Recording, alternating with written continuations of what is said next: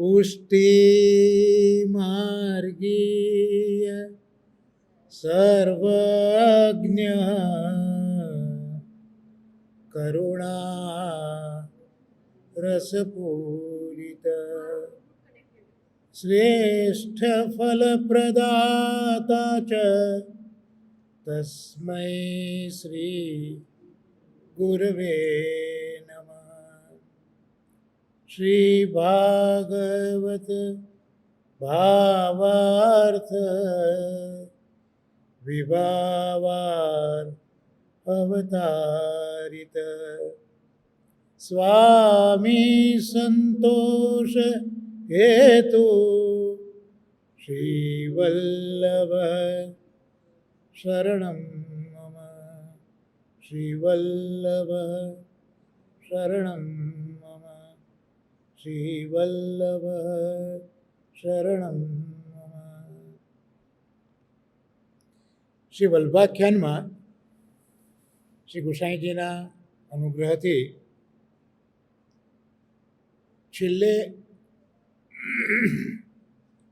અક્ષર બ્રહ્મનું વર્ણન શ્રી ગોપાલદાસજીએ જે કર્યું તે આપણે જોતા હતા.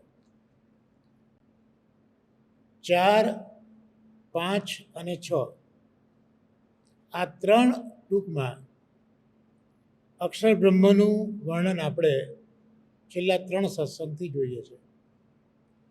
કારણ કે શ્રી ગોપાલદાસજીએ વિનંતી કરી છે ગુસાઈજી મહારાજને, ગુસાઈજી બાવાના મૂળ તત્વને જે ગોલોકમાં બિરાજી રહ્યું છે કે આપ મારા પર કૃપા કરો, મને પોતાનો જાણો, તો આપના પ્રાગટ્યનું હું કારણ કંઈ બતાવી શકું. આમાં 2 વસ્તુ છે કે કૃપા કરે તો ગુસાઈજીનું સ્વરૂપ અને પોતાનું સ્વરૂપ, એ બંને સ્વરૂપનું જ્ઞાન થાય.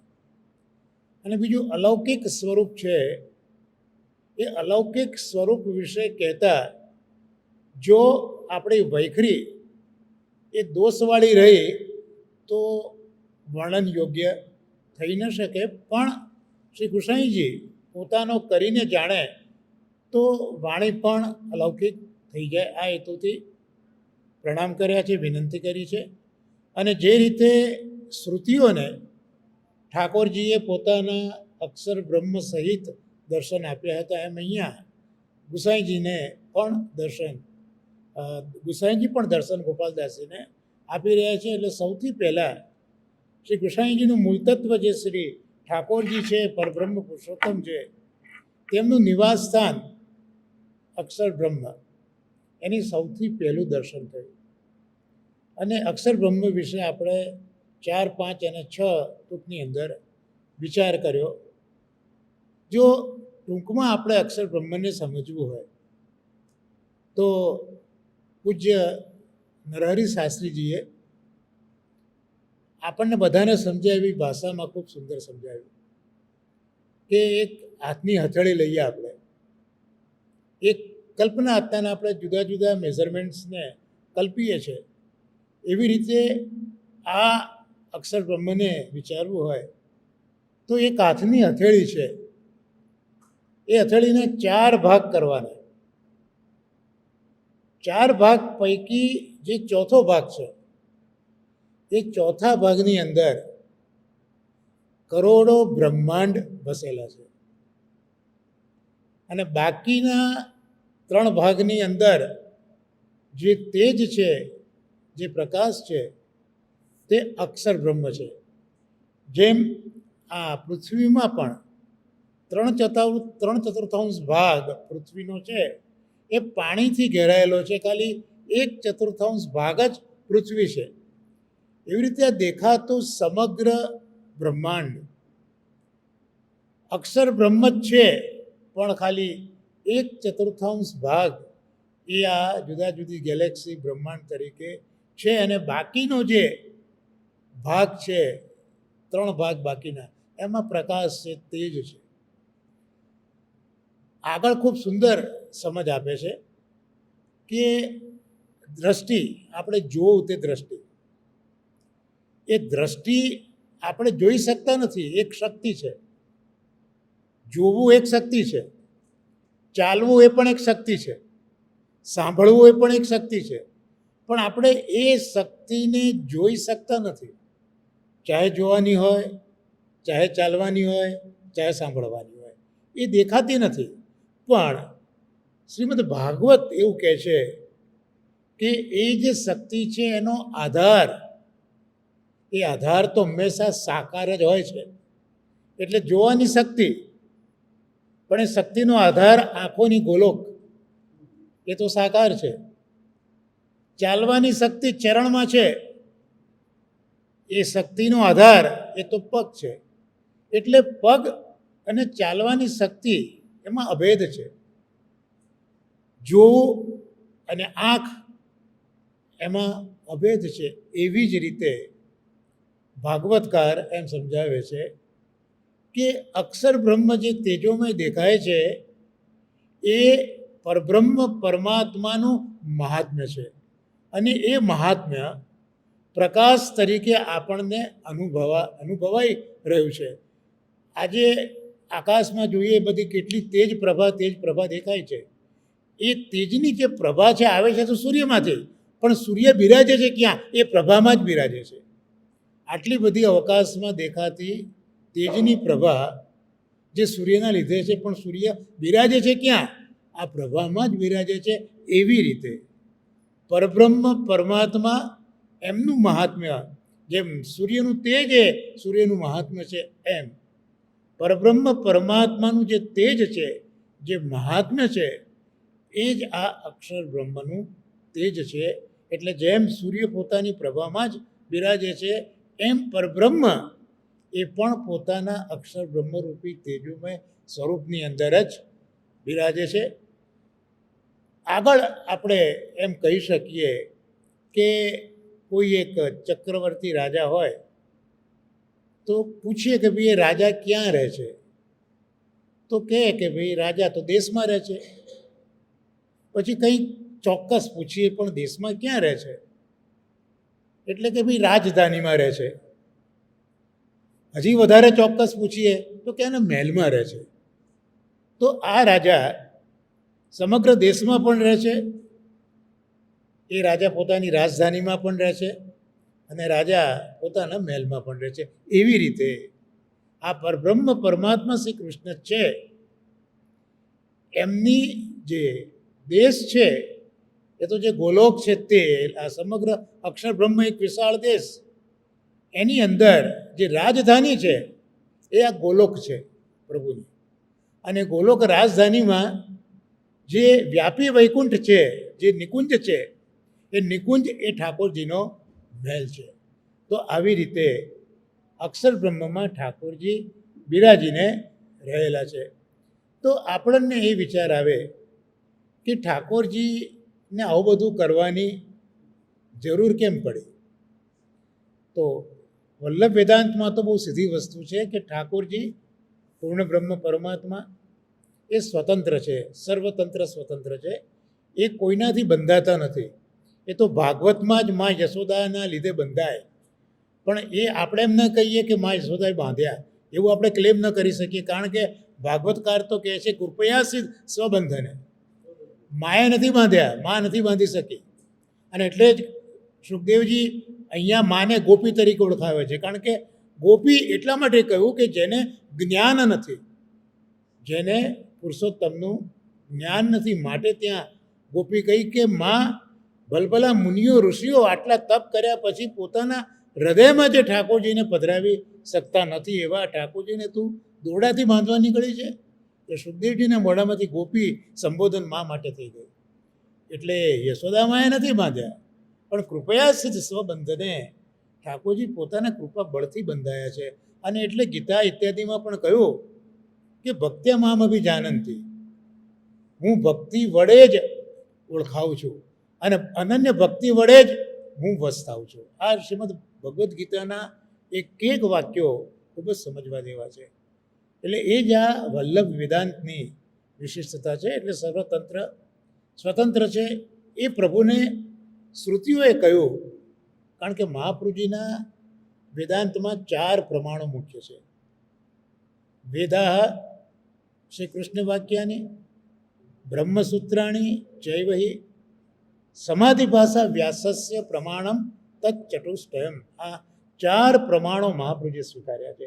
મહાપ્રભુજીની પૂર્વમાં જે આચાર્યો થયા એમના માટે ખાલી વેદ, ગીતા અને બ્રહ્મસૂત્ર આ 3 પ્રમાણો હતા. અને મહાપ્રભુજી કૃષ્ણદેવરાયની સભામાં આ 4થા પ્રમાણને પ્રસ્થાપિત કર્યું.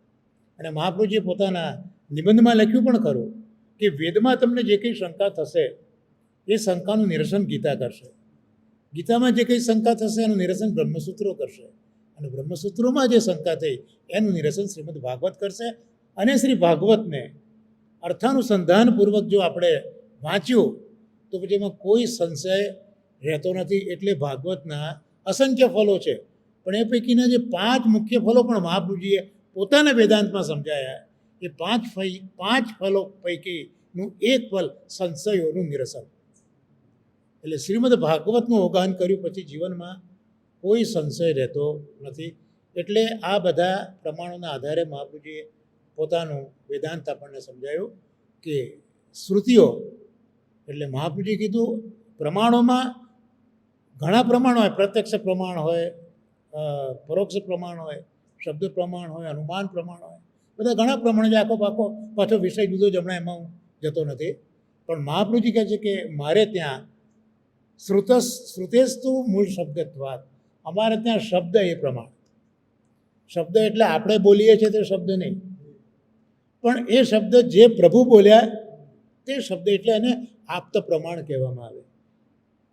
વેદો એ આપ્ત પ્રમાણ છે. આપ્ત પ્રમાણ કઈ રીતે આપણે સમજવું હોય તો કોઈ કંઈક વસ્તુ આપણે નજરે દેખાતી હોય એનું વર્ણન આપણે કરી શકીએ, બરાબર છે. પણ માનો કે કોઈ એક એવો પ્રાચીન મહેલ 400-500 વર્ષ જૂનો છે, તો એ મહેલ કોણે બંધાયો હશે, કોણ એનો કરનારો હશે, એ આપણને ક્યારે ખબર પડે? કે ક્યાં તો આપણી પાસે 400-500 વર્ષથી જીવનારો કોઈ માણસ હોય તો આપણને ખબર પડે. અને એમાં અત્યાર તો સમય એવો છે કે કોના પર ભરોસો કરવો તે બી અઘરું છે. એટલે પછી શું થાય કે કોઈક તકતી ભક્તિ આપણે શોધીએ કે કંઈક લખાણ લખ્યું છે કે ભાઈ આ કોણે બાંધ્યું, ક્યાં બાંધ્યું, તો એને પછી આપણે પ્રમાણ ગણીએ, પછી કોઈ શંકા આપણે રહેતી નથી. તો આને આપ્ત પ્રમાણ કહેવાય કે જેને જાણ્યા પછી બીજું કોઈ સંશય ન રહેતો એનું નામ આપ્ત પ્રમાણ કહેવાય. તો મહાપ્રભુજીએ આ આપ્ત પ્રમાણ તરીકે વેદને સ્વીકાર્યું છે. અને આચાર્ય ચરણોએ વેદને જેટલું રિસ્પેક્ટ આપ્યું છે એ પાર વગરનું રિસ્પેક્ટ આપ્યું છે. આપણે ગર્વથી માથું ઊંચું કરીને કહી શકીએ કે ભલે આપણે વૈષ્ણવ સંપ્રદાય છે પણ આપણો માર્ગ પણ વૈદિક માર્ગ છે. આટલું બધું મહાપ્રભુજીએ વેદનું પ્રાધાન્ય બતાવ્યું છે આપ્ત પ્રમાણ તરીકે. તો ત્યાં મહાપ્રભુજી સમજાવે છે કે સ એકાકી ન રમતે. પહેલાં તો સ વૈ નૈવ રેમે, એ રમ્યા જ નહીં. શ્રુતિ કહે છે સ વૈ નૈવ રેમે, એ રમ્યા જ નહીં. કેમ ન રમ્યા? સ એકાકી ન રમતે, એ એકલા રમતા જ નથી. આપણે ત્યાં બી જોઈએ આપણે કે આટલા મોટા થયા પછી પણ આપણને એકલાને ગમતું નથી. કંઈકનું કંઈક આપણે શોધીએ છીએ. તો સ નૈવ રેમે, એ ન રમ્યા કારણ સ એકાકી ન રમતે, કારણ કે એકલા રમતા નથી. તો રમવું તો છે તો કરવું શું? સદ્વિતીયમ ઈચ્છત, એટલે એમણે બીજાની ઈચ્છા કરી. અને બીજાની ઈચ્છા કરી એટલે એકો હમ બહુશ્યામ પ્રજાએ, એટલે એ ઈચ્છા કરી કે હું એક છું, અનેક થાઉં, અને અનેક થવા માટે પોતે જ જન્મ્યા ચારે બાજુએ. તો આ રીતે આ આખું જે જગત છે, જે જીવ છે, એ કઈ રીતે બનાય મહાપ્રભુજી આપણને સમજાવ્યું છે. એટલે જો આપણે જરાક સમજણા થઈએ તો મગજમાં વિચાર આવે કે હું કોણ. પછી આ બધું જોઈએ ચારે બાજુનું તો આ બધું શું, અને પછી એમ થાય કે હું અને આ બધું આવ્યું ક્યાંથી. આ 3 પ્રશ્નો જે માણસ વિચારશીલ હોય એને આવા પ્રશ્નો આવે કે હું કોણ, આ બધું શું, અને આવ્યું બધું ક્યાંથી. તો આ જે વેદાંતની પરિભાષામાં કહીએ તો જગત, જીવ અને જગદીશ, આ ત્રણેયનો સંબંધ જુદા જુદા આચાર્યોએ પોતપોતાના વેદાંતમાં બતાવ્યો છે. અને આચાર્ય ચરણોએ પોતાના વલ્લભ વેદાંતમાં શુદ્ધાદ્વૈત વેદાંતમાં ઐચ્છિક દ્વૈત જ્યાં છે ત્યાં આખી બધી વસ્તુ આપણને સમજાવી છે. અને આ અક્ષર બ્રહ્મ એને આપણે જોયું તો હવે અક્ષર બ્રહ્મમાં રહેલા જે પૂર્ણ બ્રહ્મ છે એનું વર્ણન પણ અહીંયા ગોપાલદાસજી આગળ 7મી તૂકની અંદર કરી રહ્યા છે. દેહ થકી પુરુષોત્તમ અળગા લીલા અચલ વિહાર બ્રહ્મ જ્ઞાનીને મુક્તિ માર્ગી સપને નહીં વ્યવહાર વંદુ શ્રી વિઠ્ઠલ વર સુંદર. ગોપાલદાસજી શું કહેવા માગે છે કે તેહ થકી પુરુષોત્તમ અળગા, એટલે તે થકી એટલે તેનાથી પુરુષોત્તમ અળગા છે. અને પુરુષોત્તમ શું કરે છે કે લીલા અચલ વિહાર, લીલા પણ કરે છે અને વિહાર પણ કરે છે. અને બ્રહ્મજ્ઞાનીને મુક્તિ માર્ગી સપને નહીં વ્યવહાર, અને જે કર્મ માર્ગીઓ છે, જ્ઞાન માર્ગીઓ છે, એમને એની સાથે કશું જ કન્સર્ન નથી, કારણ કે ત્યાં એ પહોંચી શકતા નથી. આ એટલા માટે કહ્યું કે પરસ્પર કાર્યકારણનો સંબંધ છે. આગળ અક્ષર બ્રહ્મની વાત કરી અને ત્યાં આરજપંથી મુનિજન તે માયાલય થાય, એટલે અક્ષર બ્રહ્મમાં કોણ જઈ શકે, અક્ષર બ્રહ્મ કોનું ડેસ્ટિનેશન છે, એ ગોપાલદાસજી આપણને આગળ સમજાયું કે આરજપંથી જે વેદ માર્ગ ઉપર ચાલે છે એવા કર્મમાર્ગી અને જ્ઞાન માર્ગી, પણ માત્ર કર્મમાર્ગી જ્ઞાન માર્ગી નહીં, પણ મુનિજન એટલે કર્મમાર્ગીય અને જ્ઞાન માર્ગીય જે મનનશીલ છે, જે પોતાના કર્મમાર્ગમાં જ્યાં બધા જ કર્મ પ્રભુને સમર્પિત કરી દીધા છે, અને જ્ઞાન જે માત્ર પ્રભુના જ મહાત્માને સમજે છે, આવા જે કર્મમાર્ગી અને જ્ઞાન માર્ગી છે એ મુનિજન કહેવાય. અને એ જ આ અક્ષર બ્રહ્મની અંદર પહોંચી શકે, માત્ર કર્મમાર્ગી અને જ્ઞાન માર્ગી પણ પહોંચી શકતા નથી. એટલે અહીંયા બતાવ્યું કે હું હવે જે વાત કરવા જઈ રહ્યો છું પુરુષોત્તમની, તો ત્યાં આ જ્ઞાન માર્ગીઓ અને કર્મ માર્ગીઓ પહોંચી શકતા નથી. આપણે એક આ સામાન્ય અર્થ એનો જોયો. તો હવે એમ કહ્યું કે તે થકી તો આગળ તો જગત અક્ષર બ્રહ્મની વાત કરી છે, પણ અહીંયા જીવનલાલજી મહારાજ વધારે પ્રિસાઇઝલી કહે છે કે એનો અર્થ એ થયો કે દેહ એટલે એક તો ક્ષર અને બીજું અક્ષર. હવે અક્ષર તો આપણે જોઈ લીધું શું છે તે, પણ ક્ષર એટલે શું? તો ક્ષરને સમજવાનો થોડોક આપણે પ્રયત્ન કરીએ. આ પણ વલ્લભ વેદાંતમાં આપણા કેકા શાસ્ત્રીજીએ, પછી પંડિત ગટ્ટુલાલજીએ આ બધા જ શબ્દોને ખૂબ સુંદર રીતે સમજાવ્યું છે. એટલે એના આધારે જ અહીંયા જીવનલાલજી મહારાજે કહ્યું કે આવિર્ભાવ અને તિરોભાવ જ્યાં છે એનું નામ પ્રપંચ કહેવાય, અને પ્રપંચનું બીજું નામ જગત. એટલે જે ક્ષર છે એ ક્ષર અને પ્રપંચ એટલે આવિર્ભાવ અને તિરુભાવ વાળું જગત. તો જે ક્ષર છે, જેનો ક્ષર થાય છે, જેનો નાશ થાય છે, એનું નામ ક્ષર કહેવાય. તો આ જે જગત આખું દેખાય છે, જે જીવ આપણને દેખાય છે, તો આ બધા પંચમહાભૂતના જે ખોળિયા છે એ બધા છે એ નાશવંત છે, આપણે જોઈએ છે. અને અક્ષર બ્રહ્મ છે એ અક્ષર બ્રહ્મનો પણ જે એક ભાગ છે એ જગત રૂપે પરિણમ્યો છે. એટલે આ જે જગત છે એ અક્ષર બ્રહ્મનું જ એક સ્વરૂપ છે. એટલે આ બધા વેદાંતમાં આપણે આગળ વધીએ એ પહેલાં આ બધી જ સમજ મહાપ્રભુજીએ 16 ગ્રંથ પૈકી સિદ્ધાંત મુક્તાવલી ગ્રંથમાં શ્રી મહાપ્રભુજી આપણને આ વસ્તુઓ ખૂબ સુંદર રીતે સમજાવી છે. સિદ્ધાંત મુક્તાવલી ગ્રંથનું આપણે સ્મરણ કરીએ એટલે આપણા નજરમાં જે 84 વૈષ્ણવો છે એ પૈકીમાં અચ્યુતદાસ સનોડિયા બ્રાહ્મણ જે છે એમનું સહજ સ્મરણ થઈ જાય. કારણ કે સિદ્ધાંત મુક્તાવલી ગ્રંથનું દાન શ્રી મહાપ્રભુજીએ અચ્યુતદાસ સનોડિયા બ્રાહ્મણને કરેલું છે. આપણે ત્યાં 3 અચ્યુતદાસનો ઉલ્લેખ 84 વૈષ્ણવની વાર્તામાં છે. એક ગૌડ બ્રાહ્મણ છે અને એક સારસ્વત બ્રાહ્મણ છે. અને આ જે અચ્યુતદાસ છે તે સનોડિયા બ્રાહ્મણ છે. મથુરામાં એમનું પ્રાગટ્ય થયું. નિત્યલીલામાં તો લલિતાજીના સખી છે. ભૂતલમાં મથુરામાં પ્રાગટ્ય થયું છે.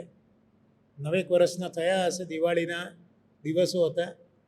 એટલે માતા પિતા સાથે ગિરિરાજજીના દર્શન કરવા આવ્યા, ગિરિરાજજીની પરિક્રમા કરી. અને ગિરિરાજજીનું સૌંદર્ય જોતા જોતા આ 9 વર્ષનો બાળક એટલો બધો એનગ્રોસ થઈ ગયો કે એમના પિતાને કહે છે કે તમે હવે મથુરા જાઓ, હું તો અહીંયા જ રહું છું. એમના પિતા તો ગૃહસ્થ હતા. તો કે કેમ ભાઈ, તું હવે બાવો બનવાનો છે, વૈરાગી થવાનો છે, કે તું અહીંયા રોકાવાની વાત કરે છે? તો કે મારા હજી લગ્ન તો થયા નથી, બરોબર છે, અને મારા સગા છે એ અહીંયા અન્યોરમાં રહે છે. હવે એમના જે સગા છે એના મા બાપના સગા થયા કે ના થયા, તો એ ત્યાં બહુ સ્પેસિફિક, બહુ આ સમજવા જેવું આ વાક્ય છે. એમ કહે છે કે મારા સગાઓ અન્યોરમાં રહ્યા છે, તો મને અન્યોરમાં તમે સોંપી દો. તેમના મા બાપે આ અન્યોરમાં એના જે સગાવાલા હતા એને ત્યાં મૂક્યો. પણ મને વિચાર આવ્યો કે આ અચ્યુતદાસ 9 વર્ષની ઉંમર એમ કહે છે કે મારા સગા એટલે આ લૌકિક સગા નથી, પણ નિત્ય લીલાના જે અલૌકિક સગાઓ બધા જે ભૂતલ ઉપર આવ્યા છે એનું અહીંયા આ દર્શન થયું. કારણ કે ગિરિરાજજીના દર્શન કર્યા છે ને, ગિરિરાજજીની પરિક્રમા કરી છે, એટલે આ જે સ્વરૂપ જે છે એનું એને જ્ઞાન થયું છે કે મારા સગાને ત્યાં તમે અન્યોરમાં મૂકી દો. એટલે સદુ પાંડે, માણેકચંદ પાંડે એમના સગા હતા. એટલે મહાપ્રભુ જ્યારે બીજી પરિક્રમામાં ત્યાં અન્યોર પધાર્યા, સદુ પાંડેના ઘરે મુકામ કર્યો છે, ત્યારે બધાને શરણે લીધા. આ છોકરાને બી જોયો, દૈવી જાણ્યો, એટલે મહાપ્રભુજી એને પણ શરણે લઈ લીધો. શરણે લીધા પછી મહાપ્રભુજી દરેકે દરેકને સેવા પધરાઈ આપતા હતા. આ અચ્યુતદાસ કહે છે કે મને સેવા નહીં ભાવે. આ જ્યારે વાર્તાઓ વાંચું છું ત્યારે મને એટલી બધી નવી લાગે છે કે આ વાર્તાની અંદર શું જબરજસ્ત ભાવો બધા પ્રકટ કર્યા છે કે મને સેવા નહીં ભાવે. આપણે ત્યાં તો આજ્ઞા છે કે સેવા કૃતિ ગુરુ આજ્ઞા, ગુરુની આજ્ઞા પ્રમાણે સેવા કરો. અહીંયા ગુરુ કહે છે કે તું સેવા કરના, સેવક ના પાડે છે કે હું નહીં કરતો સેવા કૃતિ. ગુરુ આજ્ઞાનું શું થયું? એ આજ્ઞા ક્યાં ગઈ? બરોબર. પછી મહાપ્રભુજી વિવેક ધૈર્યા સમય કે પ્રાર્થિત એવા તથા કિમ સ્યાત સ્વામી અભિપ્રાય સંશયાત. કોઈ દિવસ સ્વામી પાસે માગવું નહીં. સ્વામીને ખોટું લાગે ત્યારે આ તો સ્વામી પાસે માગે છે કે તમે મને એવી વસ્તુ આપો માનસી કે હું માનસીમાં બેસીને ઠાકોરજીની સેવા કર્યા કરું. તો આ બંને સિદ્ધાંતો જે સંપ્રદાયના છે એનાથી બિલકુલ વિરુદ્ધ અહીંયા આખું વર્તન જોવા મળે. ત્યારે મહાપ્રભુજી રાજી બી થઈ ગયા. મહાપ્રભુજી રાજી પણ થઈ ગયા કે સારું જા. એટલે મહાપ્રભુજીએ આ કહેવાય ને કે જ્યારે વિશેષ અનુગ્રહ કે વિશેષ ભાવ કરવો હોય, વિશેષ કૃપા કરવી હોય ને, ત્યારે કોક વખત પ્રભુ આવું, મહાપ્રભુજી આવું કરી દેતા હોય, પણ ઇટ ઇઝ રેર. એટલે આપણે તો બહુ જ નીચલી કક્ષામાં જેવું માનવું. હવે આપણે જે ત્યાં સુધી પહોંચ્યા નથી એટલે બહુ મગજમાં વિચારો નહીં કરતા. એટલે મહાપ્રભુજી જેવી આજ્ઞા કરી છે એ જ પ્રમાણે આપણે તો કરવાનું છે. પણ આ મહાપ્રભુજીનો અતિશય પ્રેમ છે, એક એક્સેપ્શનલ. કારણ કે આપણે અંગ્રેજીમાં કહ્યું છે કે એક્સેપ્શન મેક્સ એ રૂલ પરફેક્ટ. કોઈ પણ જગ્યાએ નિયમ પરફેક્ટ ક્યારે કહેવાય? જ્યારે એમાં એક્સેપ્શન હોય ત્યારે. એટલે અહીંયા પણ મહાપ્રભુજીના બંને નિયમો, સેવા કૃતિર ગુરુ રાજ્ઞા અને પ્રાર્થિત એવા તથા કિમ સ્યાત સ્વામી અભિપ્રાય સંશયાત, પોતાના સ્વામી પાસે માગો નહીં, આ બે પુષ્ટિ માર્ગીય સિદ્ધાંતોનું અતિક્રમણ કરીને એક્સેપ્શન મૂકીને મહાપ્રભુજી એ કહેવા માગે છે કે ભલા એક્સેપ્શન રહ્યું, પણ મારા માગના તો આ બે મુખ્ય સિદ્ધાંતો જ છે કે ગુરુની આજ્ઞા પ્રમાણે સેવા કરો અને સ્વામી પાસે માગો નહીં. તો અહીંયા મહાપ્રભુજી પોતાનું ચરણામૃત હતું તે આપ્યું.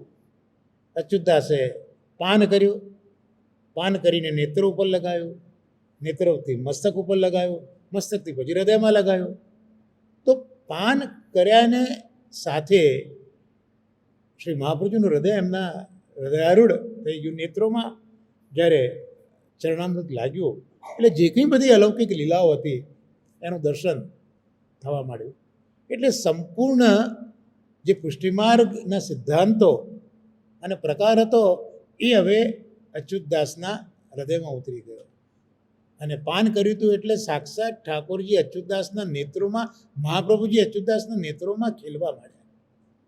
અને એટલે જ અને ગોવિંદ કુંડ પર અચ્યુતદાસ આવીને રહ્યા છે, માનસીમાં મગ્ન રહે છે. ગુસાઈજી મહારાજ એ રાજભોગની સેવા પહોંચ્યા પછી અચ્યુતદાસ પાસે આવે. હવે મર્યાદાની રીતે તો એક જ વાત હતી કે કૃપા કરીને ગુસાઈજી દર્શન આપવા માટે આવતા હતા, કારણ કે મહાપ્રભુજીના સેવક છે ને ગુસાઈજીએ મહાપ્રભુજીના સેવકોને ખૂબ મોટા ગણ્યા છે. ગુસાઈજીની આ એક પરમ કૃપાળુતા છે કે ગુસાઈજીએ મહાપ્રભુજીના સેવકોને ખૂબ જ મોટા ગણ્યા છે. એટલે જ કૃષ્ણદાસે આટલો મોટો અપરાધ કર્યો તો એ ગુસાઈજીએ કીધું કે ભાઈ ગમે તેમ તો એ મહાપ્રભુજીના સેવક છે, જ્યાં સુધી એ નહીં આવે ત્યાં સુધી હું કશું લેવાનું નથી. તો આ અચ્યુતદાસ પણ મહાપ્રભુજીના સેવક છે, એટલે ત્યાં જતા કે ભાઈ માનસી સેવા કરે છે એ તો કંઈ દર્શન કરવા નહીં આવે પર્વત ઉપર, તો ગુસાઈજી જતા. એટલે મર્યાદાની રીતે ગુસાઈજી દર્શન આપવા જતાં પણ હરિરાય ચરણો ભાવ પ્રકાશ કરે છે કે હકીકતમાં તો એમના નેત્રોમાં મહાપ્રભુજી બિરાજતા હતા. એટલે ગુસાઈજીએ દર્શન કરવા માટે અચ્યુતદાસ પાસે જતા હતા. અને પરોપકારી તો હતા જ. એટલે પેલા ભગવાનદાસ પાત્રો બધા બરોબર શુદ્ધ થયા નહોતા, થોડાક બગડી ગયેલા હતા, અને ગુસાઈજી એમને કાઢી મૂક્યા હતા સેવામાંથી. અને ભગવાનદાસ આવીને રડી પડ્યા હતા અચ્યુતદાસ પાસે. અને આ તો વૈષ્ણવી હૃદય તાદ્રસીજન પીગળી ગયા. ગુસાઈજીને કહ્યું કે આપ જો આ જીવોને માફ નહીં કરો તો કોણ કરશે? અને ગુસાઈજીએ માફ કરી દીધા હતા ભગવાનદાસે. તો આ અચ્યુતદાસ સનોડિયાનું આ જીવન છે. અને મહાપ્રભુજી એમને સિદ્ધાંત મુક્તાવલી ગ્રંથ સમજાયો. અને મજાની વાત એ છે કે મહાપ્રભુજી આ સિદ્ધાંત મુક્તાવલીમાં માનસી સેવા કઈ રીતે હાંસલ થાય એ બધું શીખવે છે, જે અચ્યુતદાસે કર્યું જ નથી. This is the beauty. આ ખરેખર આ 84-252 વાંચવાની મજા આવે છે કે એમાં કંઈક આ બધા વૈષ્ણવો કંઈક આપણા મગજમાં પહેરે ને તો જ આખી વસ્તુની જે હાઇલાઇટ છે એ આપણા મગજમાં થાય. કે સિદ્ધાંત મુક્તાવલીમાં છેવટે તો કૃષ્ણ સેવા સદા કરીએ, પણ માનસીસા પરામતા અને તત્ સિદ્ધઈ તનુ વિત્તજા, માનસી સેવા મુખ્ય છે, એના માટે તમે તનુ વિત્તજા કરો. અને અહીંયા સી કે અચ્યુતદાસે તો તનુજા બી કરી નથી, વિત્તજા બી કરી નથી, અને સીધી માનસી હાંસલ થઈ ગઈ છે. અને એમના દ્વારા આપણે આ સિદ્ધાંત મુક્તાવલી ગ્રંથ શીખવાનો છે. તો તેમાં બહુ સિલેક્ટેડ શ્લોકો મેં લખ્યા છે. આપણું આજે આજનો સત્સંગ છે, અને વધારે સમજવા માટે, કારણ કે વેદાંતની ભાષામાં જીવ, જગત અને જગદીશ એ ત્રણેયને આપણે સમજવા પડે. જુદા જુદા આચાર્યોએ પરસ્પરનો સંબંધ પોતપોતાની રીતે સ્મૃતિઓ દ્વારા બતાવ્યો છે. અહીંયા મહાપ્રભુજી સિદ્ધાંત મુક્તાવલીમાં પોતાનું વેદાંત સ્પષ્ટ કરે છે. એટલે જ મહાપ્રભુજીએ જે મંગલાચરણ કર્યું સિદ્ધાંત મુક્તાવલીમાં, નત્વા હરિમ પ્રવક્ષ્યામિ સ્વસિદ્ધાંત વિનિશ્ચય, બાલબોધ બીજો ગ્રંથ, એમાં નત્વામ હરિ સદાનંદમ સર્વ સિદ્ધાંત સંગ્રહ.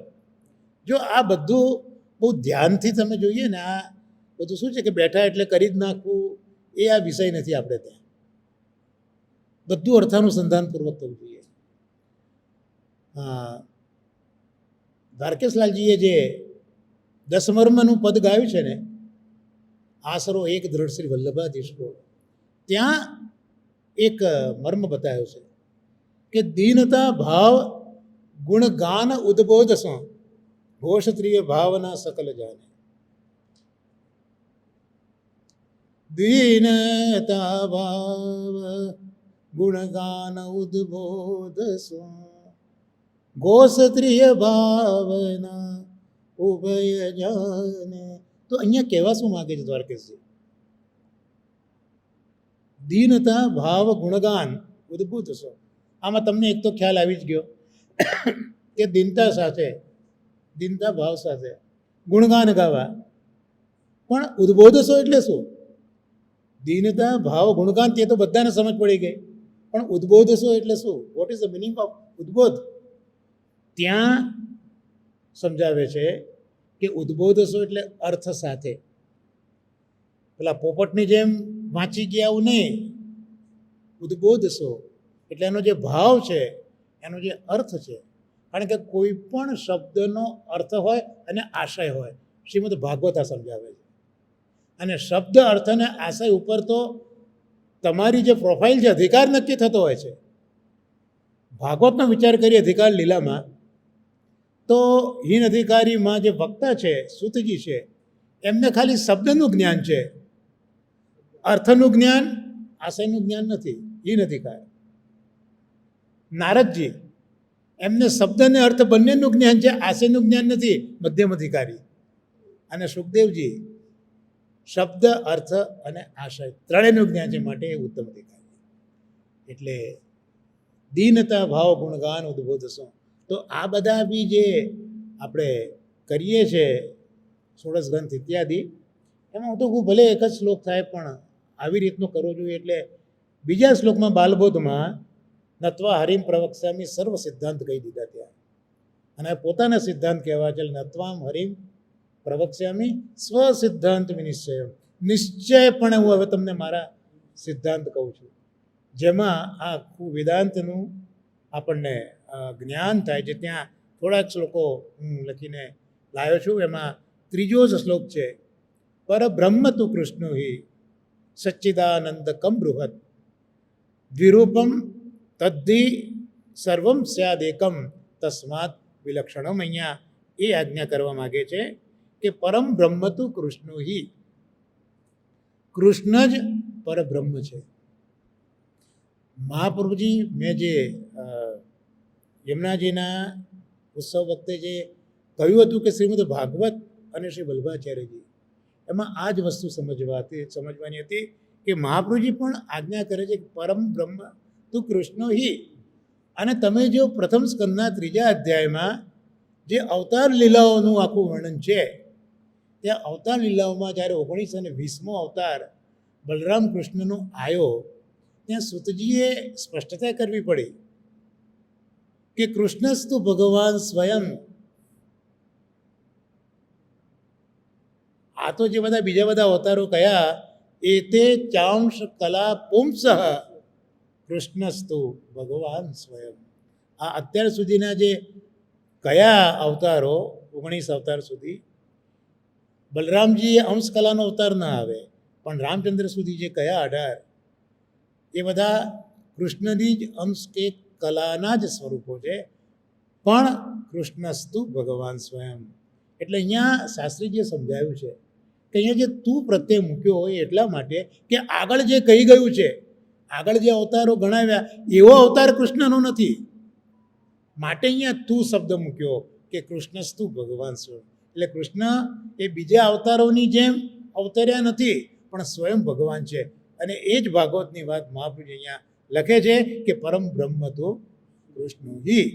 અને સચ્ચિદાનંદ કમ બૃહદ, આપણે કૃષ્ણ શર્મા પણ આ જોયેલું હતું કે સચ્ચિદાનંદ કમ બૃહદ.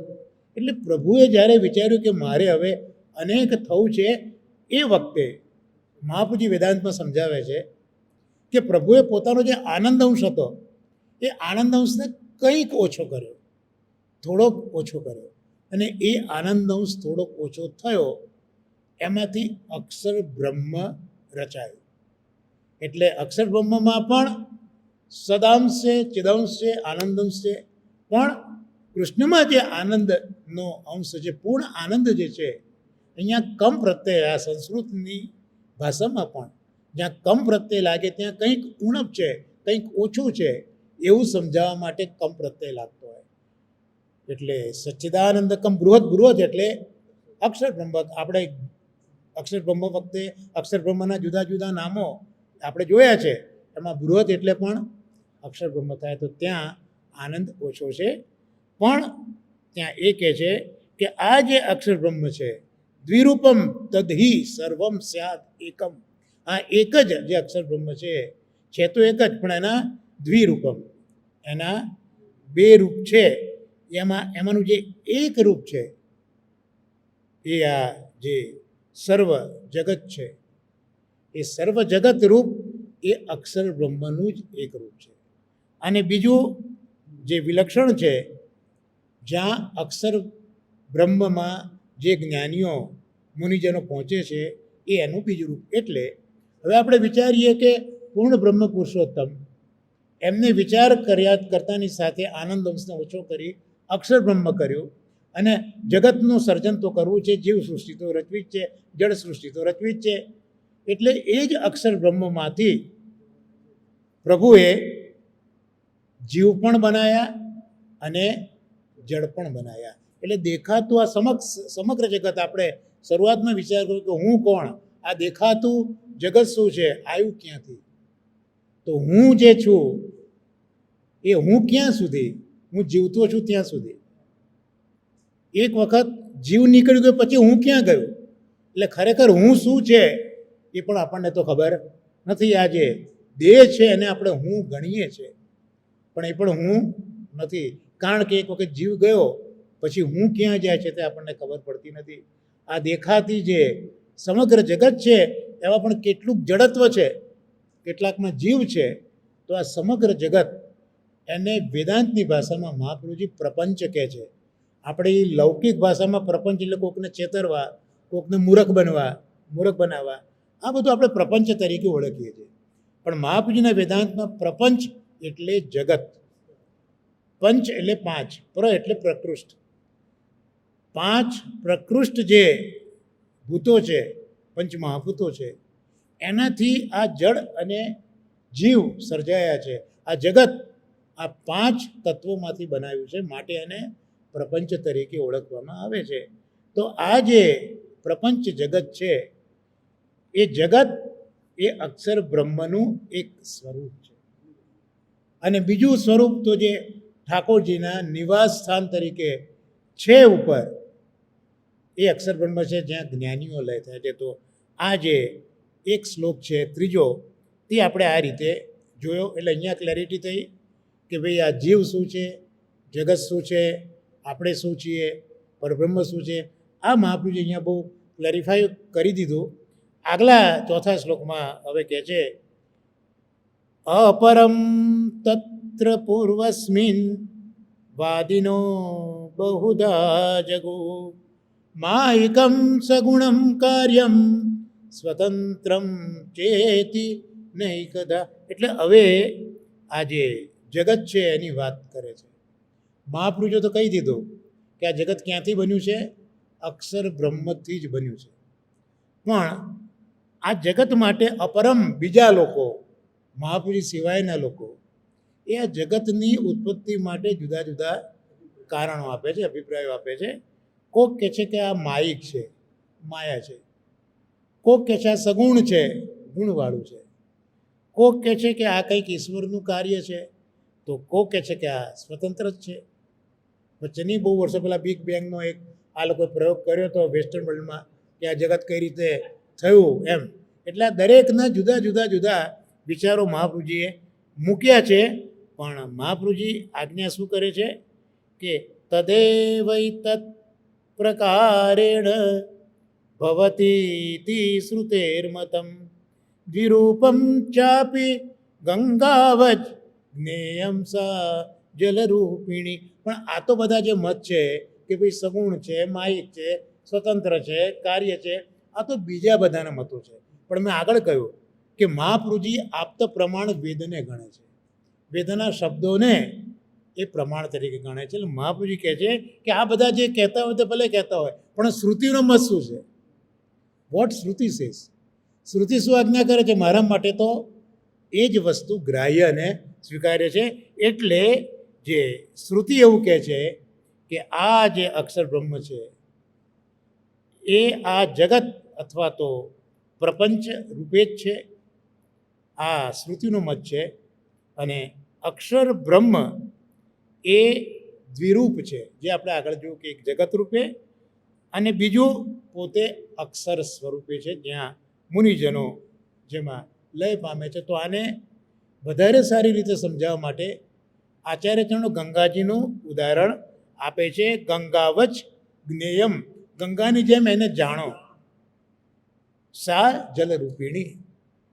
તો ગંગાજીના આપણે દર્શન કરીએ, એમાં વહેતો પ્રવાહ છે, તો એ વહેતો પ્રવાહ છે એ પણ ગંગાજી છે. ગંગાજીમાં લોકો જાય છે, ડૂબકી કેમ મારે છે?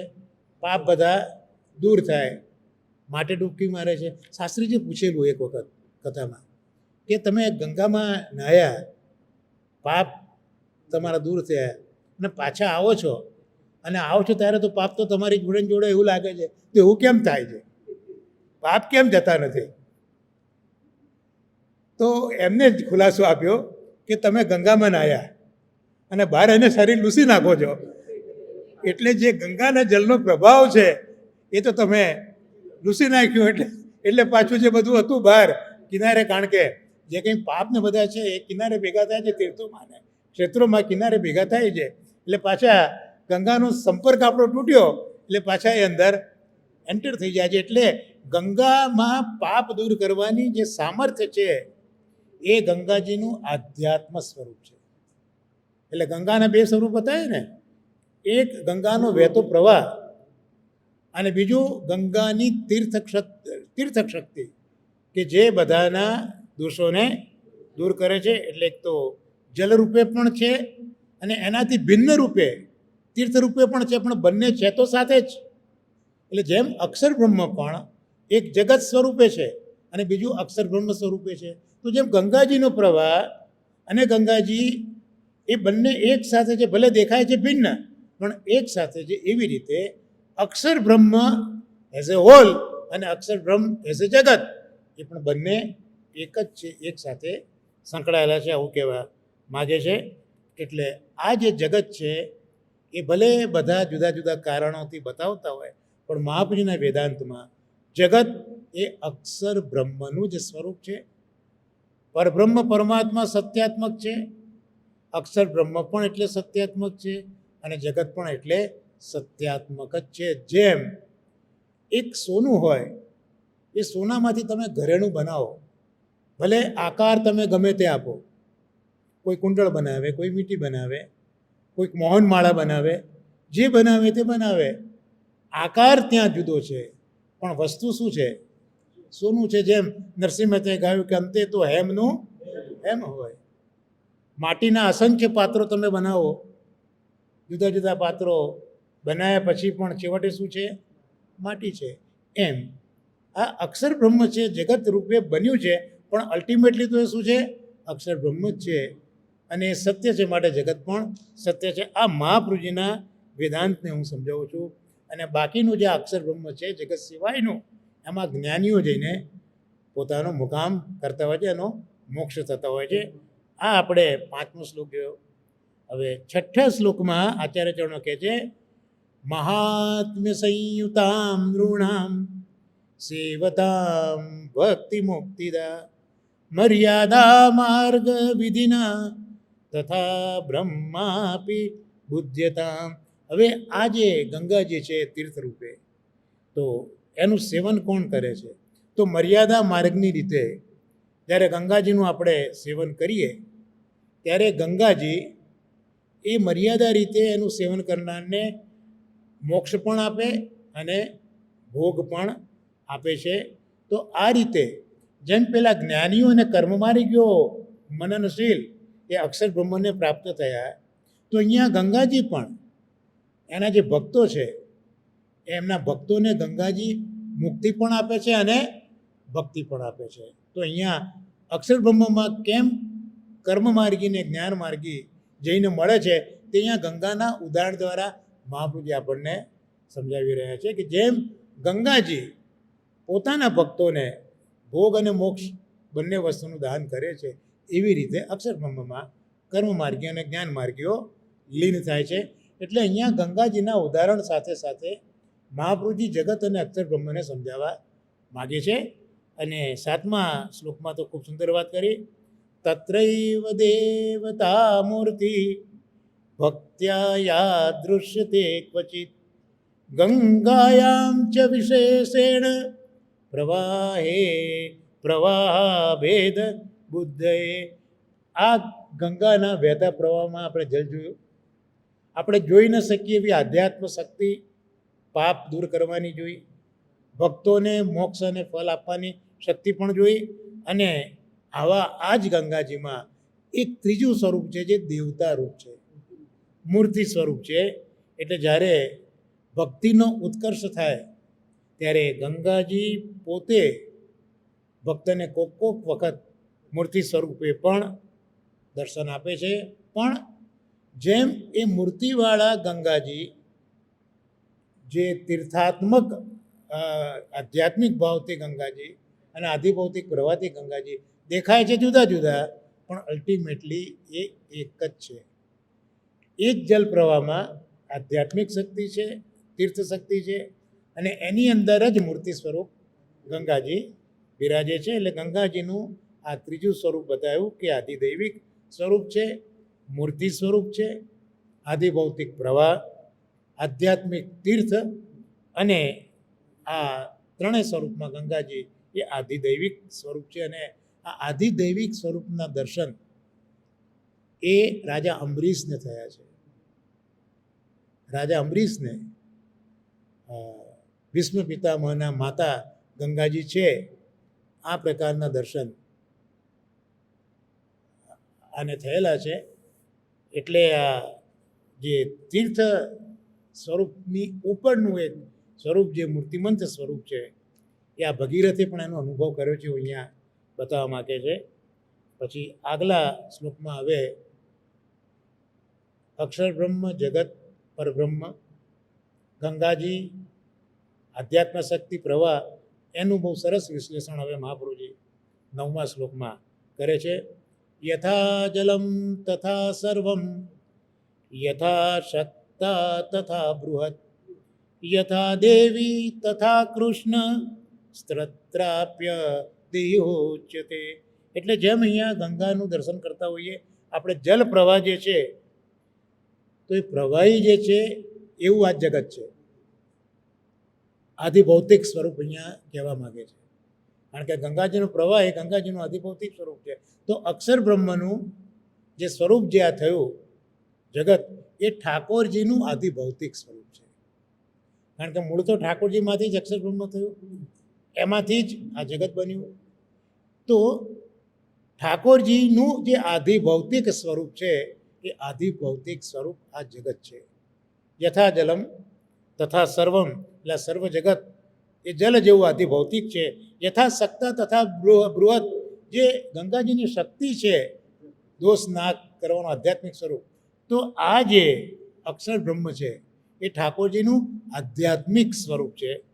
યથા દેવી તથા કૃષ્ણ, તો જેમ ગંગાજી આધિદૈવિક સ્વરૂપ છે એમ કૃષ્ણ છે એ આધિદૈવિક સ્વરૂપે બિરાજે છે. તો અહીંયા આ વલ્લભ વેદાંતમાં મહાપ્રભુજીએ આ રીતે આપણને સમજાયું કે પરમ બ્રહ્મ જે અહીંયા હવે ગોપાલદાસભાઈને યાદ કરી લઈએ, તે થકી પુરુષોત્તમ અળગા લીલા અચલ વિહાર બ્રહ્મજ્ઞાનીને મુક્તિ માર્ગી સબને નહીં તે વ્યવહાર. તો પુરુષોત્તમ અળગા પણ કોનાથી અળગા? તો આ જે પ્રપંચ જે જગત છે જેને અક્ષર કે, અને અક્ષરમાંથી બનેલું ક્ષર, અક્ષરમાંથી બનેલું ક્ષર. પણ આ વેદાંત બહુ મજાનો વિષય છે. હવે ક્ષર જે છે આપણે કહીએ એટલે ક્ષર એટલે નાશવંત, પણ મહાપ્રભુજી કહે છે કે આ દુનિયામાં કશું નાશવંત નથી.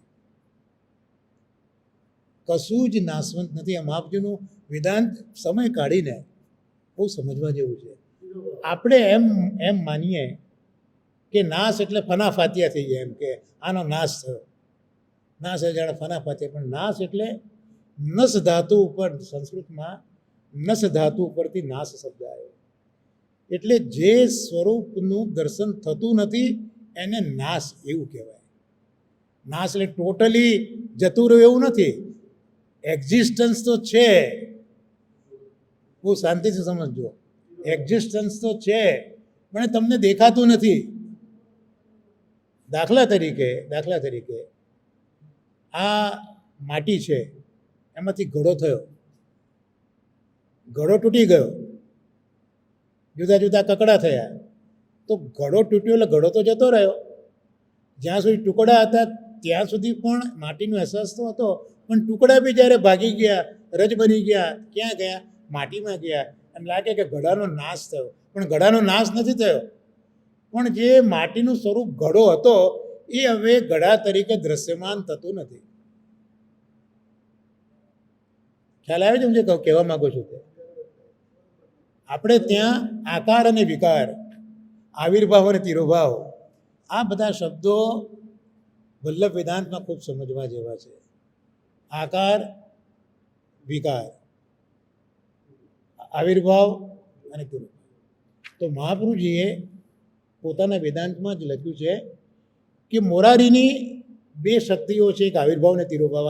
મહાપ્રભુજીના શબ્દો કહું છું હું કે મોરારીની બે શક્તિઓ છે, આવિર્ભાવ અને, આમ તો ઠાકોરજીની 12 શક્તિઓના દર્શન અક્રૂરજીએ ગોકુલમાં બ્રહ્મરુદ્રમાં, જમનાજીની અંદર જે બ્રહ્મરુદ્ર હતું ત્યાં 12 શક્તિઓના દર્શન અક્રૂરજીએ કર્યા છે. ત્યાં 12 શક્તિઓ ઠાકોરજીને સેવતી હતી, બરોબર કે નહીં? શ્રી, પુષ્ટિ, ગિરા, તુષ્ટિ, ઉર્જા, ઈલા, માયા, વિદ્યા, અવિદ્યા, આ બધી 12 શક્તિઓ એ ઠાકોરજીને સેવે છે. આવા અક્રૂરજીએ દર્શન કર્યા છે. એટલે 12 શક્તિ તો છે, પણ ઠાકોરજી અચિંત્ય શક્તિવાળા છે. મહાપ્રભુજી કહે છે કે ઠાકોરજી અચિંત્ય શક્તિવાળા છે. એમાંની આ બે શક્તિઓ એ વલ્લભ વેદાંતમાં ખૂબ અગત્યની છે, આવિર્ભાવ અને તિરોભાવ. આ બે શક્તિ છે, પણ આ બંને શક્તિ એક સાથે કામ ન કરે. ઠાકોરજી જ્યારે ઈચ્છે ત્યારે આવિર્ભાવ શક્તિ દ્વારા આ જગતનો, આ જીવનો આવિર્ભાવ કરે, અને ઠાકોરજી ઈચ્છે ત્યારે પોતાની તિરોભાવ શક્તિ દ્વારા આ જગત અને જીવનો તિરોભાવ કરે. આવિર્ભાવ એટલે ટૂંકમાં જે પદાર્થ છે એ પદાર્થની દ્રશ્યમાન થવાની જે શક્તિ છે એને આવિર્ભાવ કહેવાય. અને જે પદાર્થ છે ખરો પણ આપણે એને જોઈ શકતા નથી એને તિરોભાવ થયેલો કહેવાય. તો આવિર્ભાવ અને તિરોભાવ એ સમજાવે છે કે પદાર્થનું એક્ઝિસ્ટન્સ તો છે જ, પણ એ ભગવાનની શક્તિના આધારે પોતાનો અનુભવ કરાવે ત્યારે આવિર્ભાવ થાય, અનુભવ ના કરાવે ત્યારે ભગવાનની તિરોભાવ શક્તિથી આપણને એનું દર્શન થતું નથી. તો આ રીતે આ વેદાંતમાં આવિર્ભાવ અને તિરોભાવ આ બે શબ્દો જોવા મળે છે. એટલે આ જગત પણ, આ જીવ પણ, ઠાકોરજીએ વેદાંતમાં તો ત્યાં સુધી કહ્યું છે કે આ બધા જ માનવ ફળિયાઓ એ ઠાકોરજી તૈયાર જ રાખેલા હતા, અને પછી એમાં જીવનો પ્રવેશ કરાયો છે. જેમ એક પ્રચંડ અગ્નિનો ગોળો હોય અને એમાંથી તણખાઓ નીકળતા હોય તેમાં બધા જીવો પ્રકટ થયા છે. અને ઠાકોરજીએ આ બધાના અંગો તૈયાર રાખ્યા છે, એમાં જીવ પધરાયો છે. અને પછી જે મૂળ ઈચ્છા પ્રમાણે જુદા જુદા કર્મ કરાયા, એ કર્મના આધારે નવા દેહનું જે છે એ પ્રાપ્તિ જીવોને થતી ગઈ. તો આજે આપણો 1 કલાક પૂરો થયો છે. એટલે આજે પુરુષોત્તમ વિષયનો આપણે વિચાર કરતાં હમણાં આ મહાપ્રભુજીના વેદાંતને થોડોક સમજવાનો આપણે પ્રયત્ન કર્યો છે. તો ઘરે પણ સમય મળે તો મહાપ્રભુજીની આવિર્ભાવ શક્તિ, તિરોભાવ શક્તિ, પછી જે વિકૃતિ, અવિકૃતિ, આ બધા જે શબ્દો છે વેદાંતમાં તે આપણે સમજવા જોઈએ. આકાર, વિકાર, તો જ આ મહાપ્રભુજીના વેદાંતમાં આ જગત, આ જીવ અને આ જગદીશ એ સમજાશે. કારણ કે જગદીશ છે એ જ પૂર્ણ બ્રહ્મ પરમાત્મા છે, જેને વેદો બ્રહ્મ સચ્ચિદાનંદ કહે છે, ગીતા પરમાત્મા કહે છે અને ભાગવત ભગવાન કહે છે. તો એ સચ્ચિદાનંદ બ્રહ્મે જ્યારે ઈચ્છ્યું જગત રૂપે થવાનું, ત્યારે સદંશમાંથી એમને જળ સૃષ્ટિ બનાવી. પણ એવું ન માનતા કે જળ સૃષ્ટિમાં ચૈતન્ય અને આનંદ નથી. છે તો ખરો જ. આજે પણ જે બધા વિજ્ઞાન ભણતા હોય એ છોકરાઓને બી પૂછજો કે તમે જે અણુ છે એ અણુનું વિભાજન કરો તો પરમાણુ મળે છે, અને પરમાણુનું પણ વિભાજન કરતાં એની અંદર ન્યુટ્રોન, પ્રોટોન, ઇલેક્ટ્રોન અને બધા ગતિ કરતા જોવા મળે છે. તો આ ગતિ શું છે? તિરોહિત જે ચૈતન્ય છે, ચિદંશ છે, એ જ આ જળની અંદર બિરાજે છે. અને એમાંથી જ્યારે વિસ્ફોટ થાય તેમાં છુપાયેલો જે આનંદ હતો એ આનંદ ત્યાં પ્રગટ થઈ ગયો. એટલે આ તત્વોની અંદર, જળ તત્વોમાં પણ ચેતન, ચિત્ત અને આનંદ તો છે જ, પણ એ જળ તત્વોમાં પ્રભુએ સદંશ મુખ્ય રાખીને ચિદંશ અને આનંદંશ તિરોહિત કર્યો. અને જે જીવ સૃષ્ટિ બનાવી એ જીવ સૃષ્ટિની અંદર સદંશ અને ચિદંશ રાખ્યો, પણ આનંદંશ તિરોહિત કર્યો. અને આ આનંદંશમાંથી પ્રભુએ અંતર્યામી બનાવ્યા. અને એ અંતર્યામી પ્રત્યેક જીવના હૃદયમાં હંસ સ્વરૂપે આજે પણ બિરાજે છે. જીવ જે કંઈ કરી રહ્યો છે એ અંતર્યામી શાંતિથી એને જોયા કરે છે. એક ઝાડ ઉપર બે પક્ષી છે, એમાં એક પક્ષી ભોગ કરે છે, બીજો પક્ષી એ ભોગ કરતા પક્ષીને જોઈ રહ્યો છે. તો જે ભોગ કરે છે તે આપણે જીવ આત્મા છે, અને જે જોઈ રહ્યો છે આ અંતર્યામી હૃદયમાં જે બિરાજ્યું છે તે છે. તો આ વલ્લભ વેદાંતની થોડીક વાતો કરી. આવતા શુક્રવારે જેમ મહાપ્રભુજી પ્રેરણા કરશે એ પ્રમાણે આપણા જીવનલાલજી મહારાજ સમજાવશે, ગોપાલદાસજી જેમ કહેશે એમ આપણે જોવાનો પ્રયત્ન કરીશું. તો આજનો આ સત્સંગ આપણા કુંજેશ બાબાના ચરણોમાં સમર્પિત કરી આજના સત્સંગને આપણે વિરામ આપીએ. આશ્રયનું પદ આપણે સાથે બોલીએ તો વધારે સારું. દ્રઢઈન ચરણન કેરો ભરોસો, દ્રઢઈન કેરો શ્રી વલ્લભનખ ચંદ્ર છટા બિન સબ જુગ માજ અંધેરો ભરોસો, દ્રઢઈન ચરણન કેરો સાધન और नहीं आकली में जासु होत निवेरो, सूर कहा कहे दुविधा धरो बिना मोल को चेरो भरोसो, दृढ़ चरणन केरो, दृढ़ चरणन केरो भरोસો, દ્રઢઈન ચરણન કેરો. શ્રી ગોવર્ધન નાથ કી, શ્યામ સુંદર શ્રી અમને મહારાણી કી જય, શ્રી આચાર્યજી શ્રી મહાપ્રભુજી કી જય. સર્વે વૈષ્ણવોને જય શ્રી કૃષ્ણ.